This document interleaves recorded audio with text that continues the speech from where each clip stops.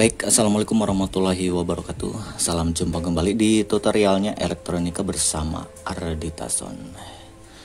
Seperti biasa kita melanjutkan pekerjaan yang kemarin, yang mana kemarin sudah dibuat SMPS-nya dan saya sudah cek dari tegangannya berapa volt pengeluarannya, kisaran dengan 50 volt, dan juga di bagian ekstra ada yang 15 volt ya.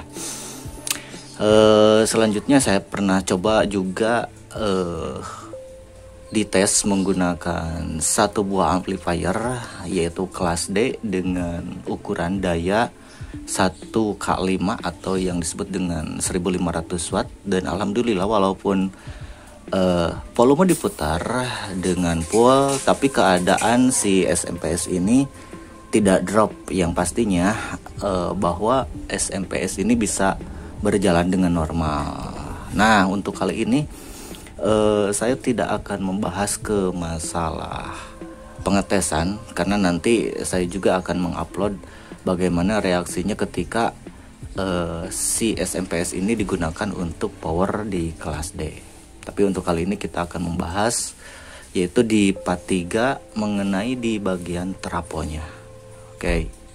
Jadi bagi Anda yang mungkin setelah melihat dari part 1, part 2 bagaimana cara merangkainya sehingga bisa setar dan belum membuat di bagian trafo utamanya, sekarang Anda bisa mencoba untuk melihat bagaimana cara kerjanya atau cara pembuatannya.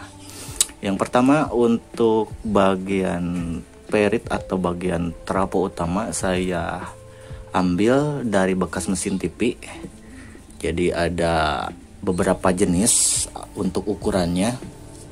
Nah, yang mungkin kalau kita lihat dari jenis yang ini, keadaannya atau trafonya lumayan sangat besar, dan kalau lihat dari lebar diameternya itu kisaran 2 cm, yang mana tingginya juga nyampai 4,5 cm, dan yang ini sekitaran 5 cm. Nah, sementara untuk yang saya pakai sekarang ini untuk di bagian ukurannya, diameternya itu sangat kecil, kisaran 1 cm, dan juga untuk bagian tingginya juga 4 cm. Bahkan untuk bagian lebarnya juga ini kisaran 3,8, jadi tidak nyampe ke 4 cm. Nah, berarti kalau kita melilit satu buah trafo, maka tiap induksi itu akan berbeda.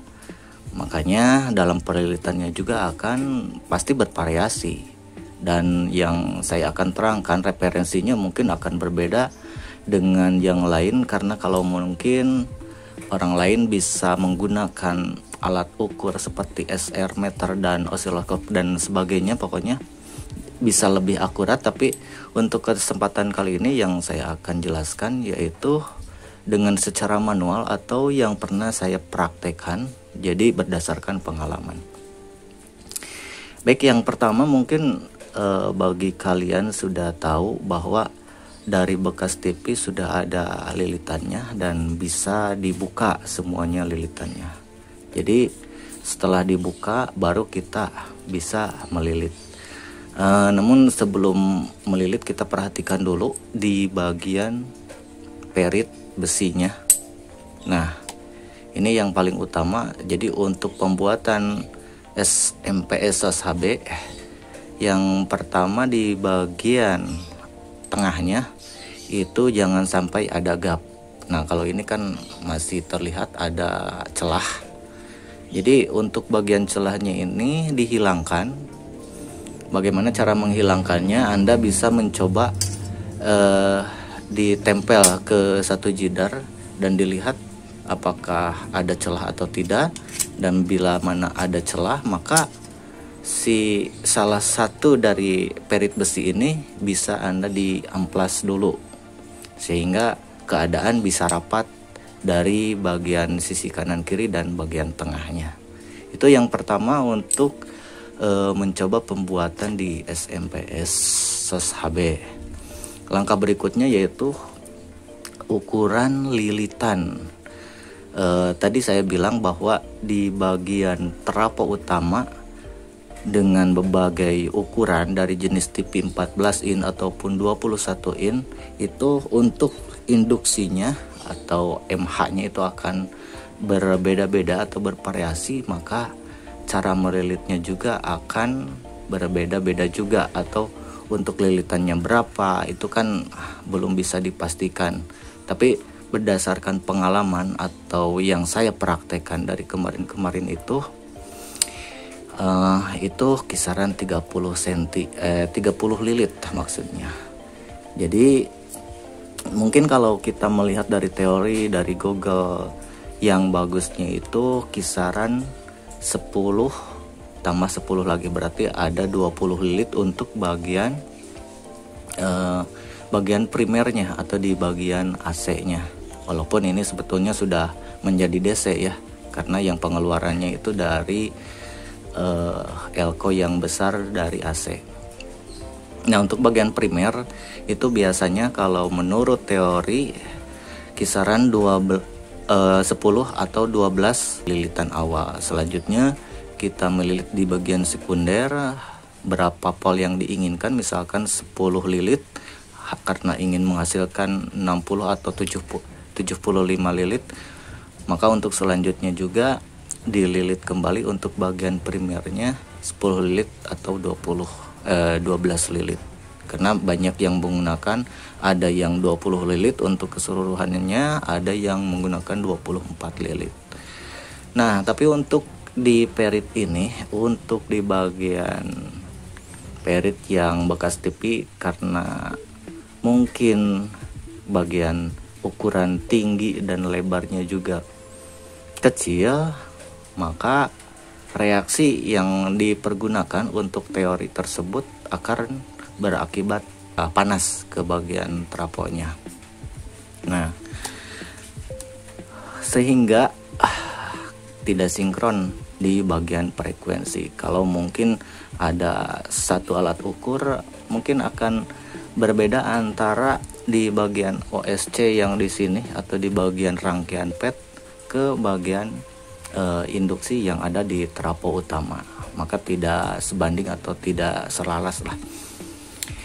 Nah, untuk menghindari hal itu, biasanya ke trafo utamanya agar tidak panas, maka saya pergunakan 30 lilit dengan untuk diameter kawat tembaganya itu menggunakan 0,4 rangkap 5.